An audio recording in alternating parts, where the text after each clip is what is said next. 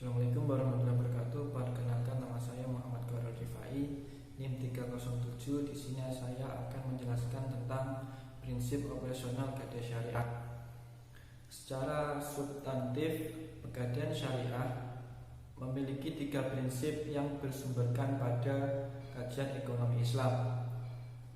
Akan tetapi, Islam memiliki prinsip-prinsip pengembangan yang dibingkai dengan kerangka hubungan dengan Allah dan menyeimbangkan antar kehidupan di dunia dan di akhirat.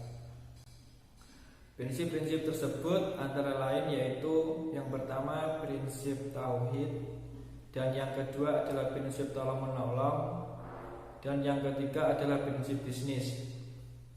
Yang pertama yaitu dengan prinsip tauhid. Prinsip tauhid merupakan konsep non-materialistik dan dipahami sebagai triangle di mana ketaatan kepada Tuhan diletakkan pada posisi puncak, sedangkan manusia dan alam akan diletakkan pada posisi sejajar yang saling membutuhkan.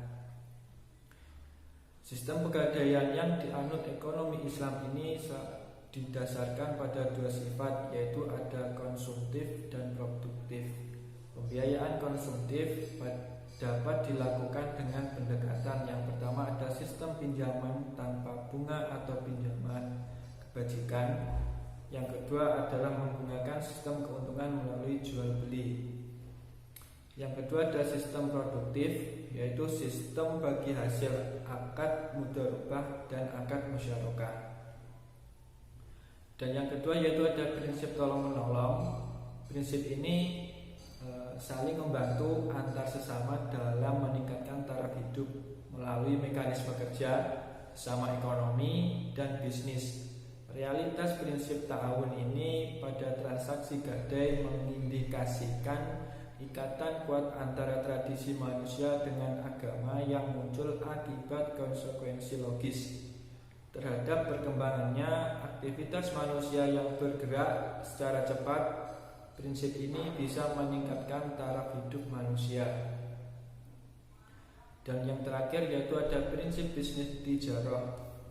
Prinsip ini merupakan suatu kegiatan yang dianjurkan dalam Islam. Nabi seringkali menekankan pentingnya bisnis dalam kehidupan manusia.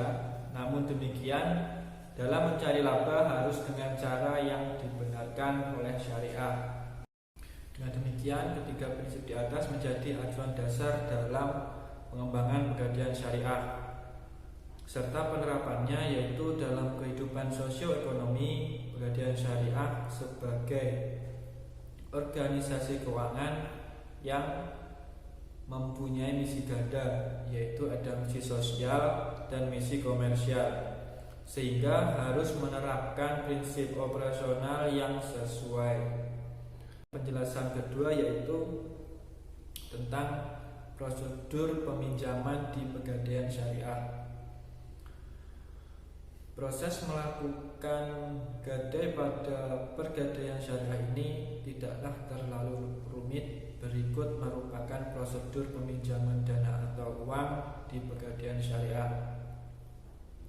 Yang pertama yaitu ada rohin, mendatangi kantor pegadaian syariah. Yang kedua ada menyerahkan fotokopi KTP. Dan yang ketiga ada memenuhi marhun atau barang jaminan. Dan yang keempat ada membuat surat kuasa di atas materai dari pemilik barang. Yang kelima yaitu ada mengisi formulir atau permintaan pinjaman. Dan yang keenam ada menandatangani akad rohin dan ijarah dalam surat bukti rohin. Dan yang ketujuh ada khusus untuk kelengkapan marhun kendaraan bermotor diatur dalam ketentuan tersendiri. Dan yang kesembilan ada menyerahkan barang jaminan kepada petugas penaksir. Dan yang terakhir adalah rohin dapat mengambil uang pinjaman marhun di petugas bagian kasir. Assalamualaikum warahmatullahi wabarakatuh. Perkenalkan, nama saya Rindi Saprilia, NIM 289. Di sini saya akan melanjutkan penjelasan materi dari kelompok saya, yaitu mengenai penggolongan marhun bih dan besarnya tarif. Dengan membawa anggunan atau marhun, seseorang dapat memperoleh pinjaman sesuai dengan taksiran barang tersebut. Dengan demikian, sebelum memperoleh pinjaman, barang diberikan terlebih dahulu kepada petugas atau karyawan bagian penaksiran. Prosedur pemberian pinjaman. Yang pertama, rohin mengisi formulir permintaan rohin. Kemudian, rohin memberikan formulir permintaan rohin beserta dengan fotokopi identitas dan berkas jaminan. Yang ketiga, petugas penaksir akan menaksir anggunan. Yang keempat, besarnya pinjaman sebesar 90% dari taksiran. Yang kelima, apabila telah disepakati pinjaman tersebut, maka rohin harus menandatangani dan menerima uang pinjaman. Tabel penggolongan pinjaman dan biaya administrasi. Untuk marhun bih golongan A dengan pembulatan 10.000 dan besar pinjaman 50.000 hingga 500.000, biaya administrasinya 2.000. Untuk marhun bih golongan B1 dengan pembulatan 50.000 dan besar pinjaman 550.000 sampai dengan 1 juta, biaya administrasinya 8.000. Untuk golongan B2 dengan pembulatan 50.000 dan besar pinjamannya 1.050.000 sampai dengan 2.500.000, biaya administrasinya 15.000. Untuk golongan B3 dengan pembulatan 50.000 dan besar pinjamannya 2.550.000 sampai dengan 5 juta, biaya administrasinya 25.000. Untuk golongan C1 dengan pembulatan 100.000 dan besar pinjamannya 5.100.000 sampai dengan 10 juta, besar biaya administrasinya 40.000. Untuk golongan C2 dengan pembulatan 100.000 dan marhun bin atau pinjamannya 10.100.000 sampai dengan 15 juta, besar biaya administrasinya 60.000.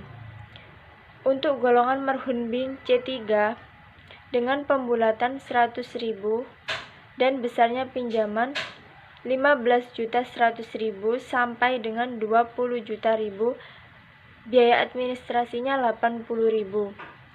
Untuk golongan D dengan pembulatan 100.000 dan besar pinjamannya 20.100.000 sampai dengan ke atas, biaya administrasinya 100.000.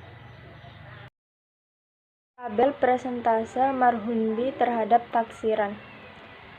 Harga taksiran marhun 50.000 sampai dengan 500.000 dengan golongan A, presentase taksiran 95% dan pembulatan marhun bih sebesar 10.000.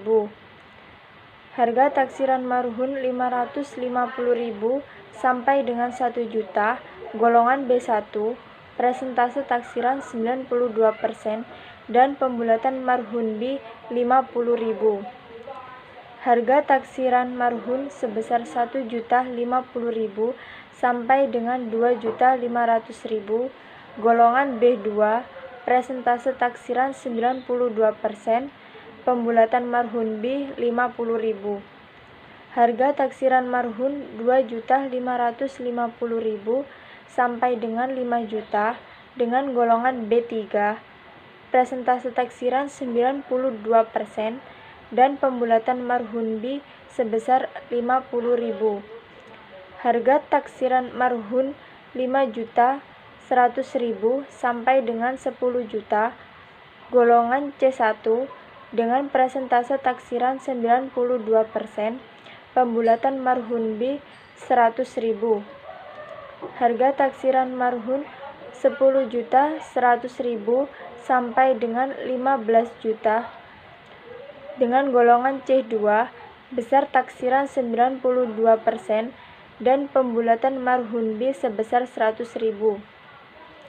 Harga taksiran marhun 15.100.000 sampai dengan 20 juta golongan C3 dengan presentase 92% dan pembulatan marhun B sebesar 100.000. Harga taksiran marhun 20.100.000 sampai dengan ke atas golongan D dengan presentase taksiran 93% dan pembulatan marhun B sebesar 100.000. Di sini saya akan melanjutkan penjelasan dari subbab keempat, yaitu berakhirnya akad gadai syariah. Nah, akad gadai syariah ini akan berakhir apabila yang pertama, rohin diserahkan kepada pemiliknya. Yang kedua adalah dibayarkannya hutang, maka rohin berhak mengambil kembali barang gadainya.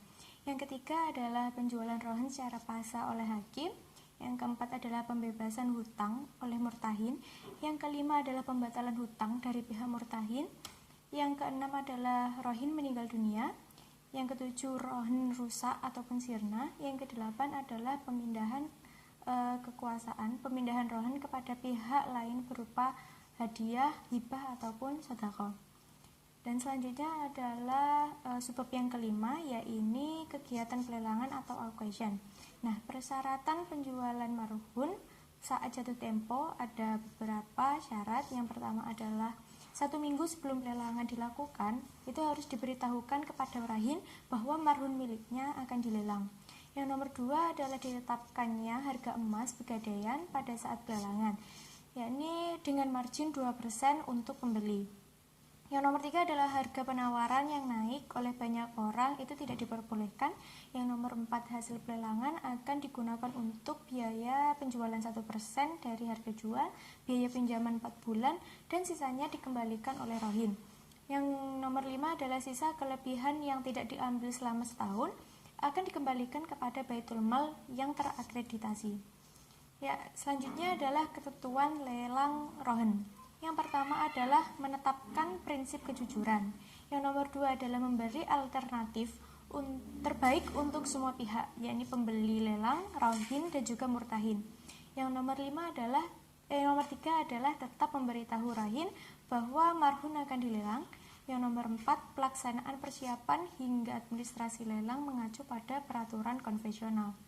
Yang nomor 5, waktu pelaksanaan lelang dilaksanakan 3 kali dalam 1 bulan dengan ketentuan sebagai berikut.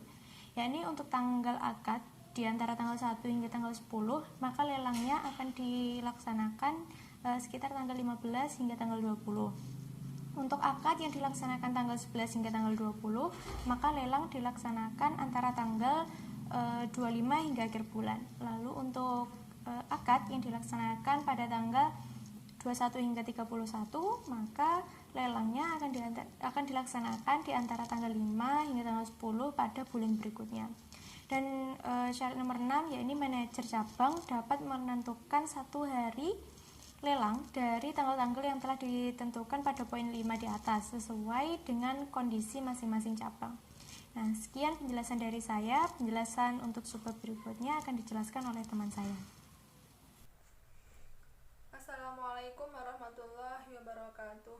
Saya Memarisatul Milati dengan NIM 12401183170 akan menjelaskan poin yang terakhir, yaitu penyelesaian sengketa gadai syariah. Segala sengketa yang timbul yang ada hubungannya dengan akad rohin yang tidak dapat diselesaikan secara damai, maka akan diselesaikan melalui Badan Arbitrase Syariah Nasional atau Basarnas. Putusan Basarnas tersebut adalah bersifat final dan mengikat. Setelah dicapai suatu kesepakatan dalam penyelesaian sengketa yang dilakukan oleh Basarnas, maka ditetapkan sebagai putusan Basarnas. Berdasarkan Pasal 59 ayat 1, 2, dan 4 Undang-Undang Nomor 30 Tahun 1999, bila mana putusan yang telah diambil telah diucapkan, maka dalam waktu 30 hari, lembar asli atau salinan otentik harus diserahkan dan didaftarkan oleh arbiter atau kuasanya kepada Panitera Pengadilan Negeri dengan tujuan untuk dicatatkan dan ditandatangani oleh Panitera Pengadilan Negeri sebagai akta pendaftaran putusan arbitrase putusan tersebut.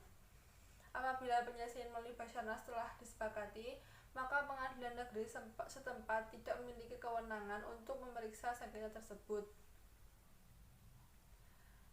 Hal ini berdasarkan pada pasal 3 Undang-Undang Nomor 30 Tahun 1999 yang menyatakan bahwa pengadilan negeri tidak berwenang untuk mengadili sengketa pada pihak yang telah terikat dalam perjanjian arbitrase. Apabila ada pihak yang mengajukan gugatan pada pengadilan negeri setempat atas sengketa yang terjadi pada akad perkawinan tersebut, maka pengadilan negeri harus menyatakan dirinya tidak berwenang terhadap perkara tersebut. Apabila ada salah satu pihak tidak melaksanakan putusan arbitrase secara sukarela, maka putusan akan dilaksanakan berdasarkan perintah Ketua Pengadilan Negeri atas permohonan salah satu pihak yang bersengketa, yang pelaksanaannya seperti suatu putusan pengadilan biasa yang sudah mempunyai kekuatan hukum tetap. Hal ini berdasarkan pada pasal 61 Undang-Undang Nomor 30 Tahun 1999. Berdasarkan pasal 62 ayat 1 Undang-Undang Nomor 30 Tahun 1999, perintah eksekusi oleh Ketua Pengadilan Negeri diberikan kepada Panitera Pengadilan Negeri. Perintah eksekusi berdasarkan pada pasal 63 Undang-Undang Nomor 30 Tahun 1999 harus dibubuhi kata-kata dari fiat eksekusi dan ditandatangani oleh Ketua Pengadilan Negeri yang bersangkutan dengan tujuan agar mempunyai kekuatan hukum yang tetap.